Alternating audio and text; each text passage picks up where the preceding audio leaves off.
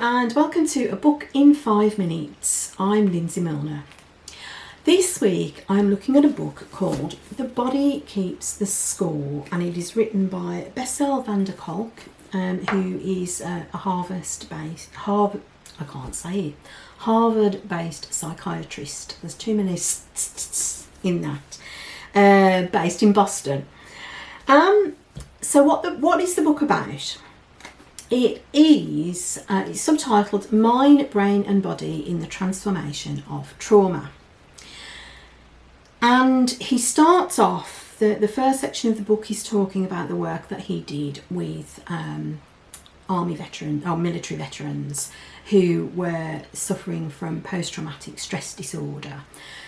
Even back in the day, before it was classified as such a mental disease, it wasn't even called that when he first started working with veterans of the Vietnam War.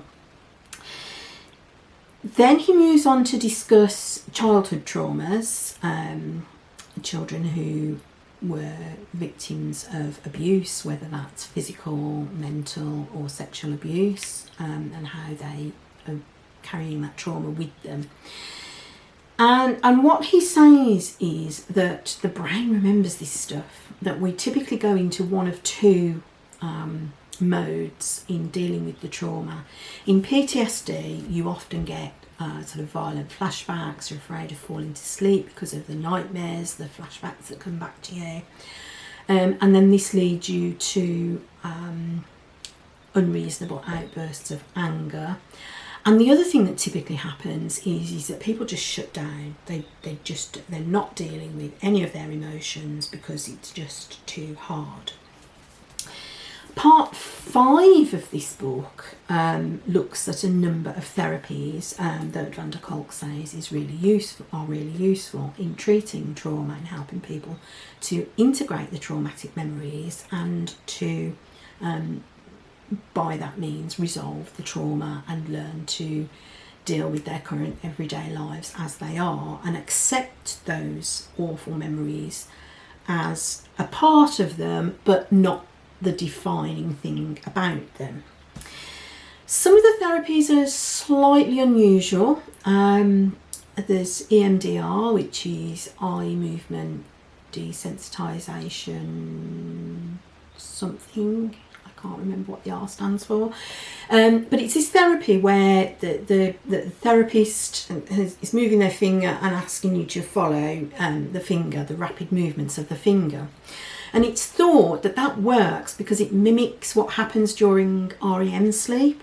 And of course, people with PTSD are obviously not getting good quality sleep, so they're not getting their REM sleep, which means they're not able to process and integrate those traumatic memories. He also talks a lot about movement-based therapies, so things like yoga, things like getting involved in music or theatre, sometimes just through being involved in theatre and sometimes through actually creating a piece of work that tells the story of the traumas that people have been through and how useful they are. He compares it to drug therapies and the sort of standard talking therapy, psychotherapy, psychoanalysis,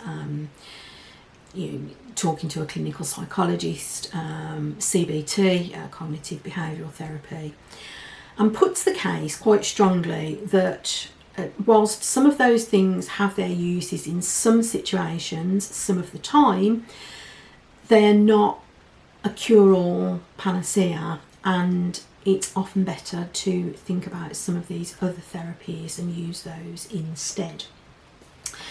So I really enjoyed this book. I thought it was absolutely fascinating.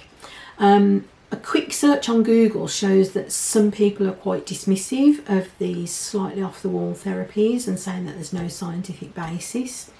However, Van der Kolk does cite research studies. Some of them have been done by him, but not necessarily all of them. And he does cite evidence that these therapies are beneficial. I haven't read the research. You would need to do your own critical thinking to decide which side you fell on. But to me, it does seem that, if something as non-invasive as an eye movement therapy can help, then, why not try it? It's not likely to do any harm as such. He does say in this book that he thinks it's for people who want to help themselves as well as for clinicians. I'm not sure I agree with that. If you're interested in psychology and if you're reasonably well read on that kind of thing, then yes, it is absolutely worth a read. One of the people who recommended it to me is not a reader, in very much in the normal way of things, is not into self-help and personal development books in the same way that I am. She might potentially find it useful to read part 5 with the suggested therapies, but personally I reckon she'd be better off taking up yoga or finding an EMDR therapist and giving that a try, rather than spending her time reading a book that's heavy going in places, talking about scientific theory, about how the brain works and how neuroscience has developed. I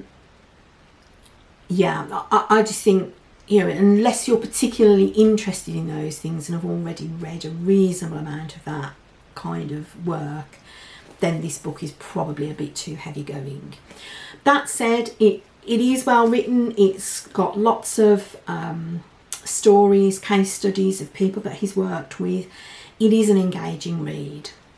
So that's obviously a fairly ambivalent verdict, but I did really enjoy reading the book and think there are some therapies there that are definitely worth a try. So that is The Body Keeps the Score by Bessel van der Kolk. This week's book in 5 minutes. Until next time, I'm Lindsay Milner. Bye!